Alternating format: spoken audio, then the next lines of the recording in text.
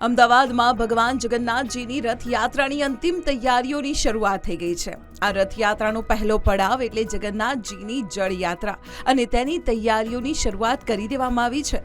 જેઠ સુદ પૂનમના દિવસે યોજાશે જળયાત્રા અને આ જળયાત્રા માટે મટકીઓને રંગબેરંગી રંગ કરવામાં આવ્યા છે। જળયાત્રાના તાંબાના કળશને મંદિર પ્રાંગણમાં લાવી દેવાયા છે। જળયાત્રા માટે ભગવાનના રથને પણ મંદિરના પ્રાંગણમાં લાવી દેવામાં આવ્યા છે। કળશ, ધજા, પતાકા, ગજરાજ, ઢોલ નગારા સાથે ભગવાન જગન્નાથજીની જળયાત્રા નીકળશે અને આ જળયાત્રા માટે સંતો મહંતો સહિત રાજકીય પક્ષોને પણ આમંત્રણ આપવામાં આવ્યું છે। જળયાત્રા બાદ ભગવાન વાજતે ગાજતે મામાના ઘરે સરસપુર પહોંચશે। સોમવારે ભગવાનની જળયાત્રાનું આયોજન કરવામાં આવ્યું છે, ત્યારે રથયાત્રા પહેલાનો આ મહત્વનો પ્રસંગ મનાય છે, જેમાં 108 કળશ સાથે ગંગા પૂજન કરવામાં આવશે। સાબરમતીના નીરથી ભગવાનનો જળાભિષેક કરવામાં આવશે। મંદિર તંત્ર દ્વારા તડામાર તૈયારીઓ કરવામાં આવી છે। શોભાયાત્રામાં સુશોભિત કળશ જોડાશે, ધજા, પતાકા અને નિશાન હશે। અખાડા અને ભજન મંડળીઓ પણ જોડાશે। રથયાત્રાની તડામાર તૈયારીઓ શરૂ થઈ ચૂકી છે, ત્યારે રથયાત્રા પહેલા યોજાતી જળયાત્રાની પણ હવે ઘડીઓ ગણાઈ રહી છે।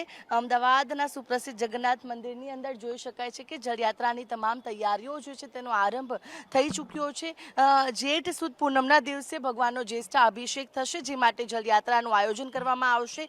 સાબરમતી નદીની અંદરથી જે જળ લેવામાં આવશે ને તેમાંથી ભગવાનનું જે પૂજન છે તે થશે। ગંગા પૂજન બાદ ભગવાનનો જ્યેષ્ઠ અભિષેક કરવામાં આવશે, ત્યારે મંદિરના પ્રાંગણમાં જોઈ શકાય છે કે 108 જેટલા જે તાંબાના કળશ જે છે કે જે અત્યારે હાલ લાવવામાં આવ્યા છે, તે તમામને જે સાબરમતીના અને અલગ અલગ જે પ્રાચીન નદીઓના જળથી ભરવામાં આવશે ને ત્યારબાદ ભગવાનનો અભિષેક છે તે થશે। ભગવાનનો રથ જે છે કે જે રથમાં ભગવાનને બિરાજમાન છે, ભગવાનની જે નાની મૂર્તિ હોય છે તેને બિરાજમાન કરીને લઈ જવામાં આવતી હોય છે। જળયાત્રા દરમિયાન તે રથ પણ આવી ચૂક્યા છે। ધજા, પતાકા અને ઢોલ નગારાના નાદ સાથે જળયાત્રા જ્યારે યોજાતી હોય છે, ત્યારે હાલ જગન્નાથ મંદિરની અંદર નાની જે મટકી હોય છે તેને પણ સુંદર મજાને સુશોભિત કરવાનું કાર્ય છે તે પણ શરૂ કરી દેવામાં આવ્યું છે। જળયાત્રાની હવે ઘડીઓ ગણાઈ રહી છે, કારણ કે જેટલું મહત્વ રથયાત્રાનું હોય છે તેટલું જ મહત્વ જળયાત્રાનું પણ હોય છે, અને તેને લઈને મંદિરની અંદર તમામ તૈયારીઓ શરૂ થઈ ચૂકી છે। કેમેરા પર્સન યજ્ઞ મોહન સાથે આયુષ યાજ્ઞ, TV 13 અમદાવાદ।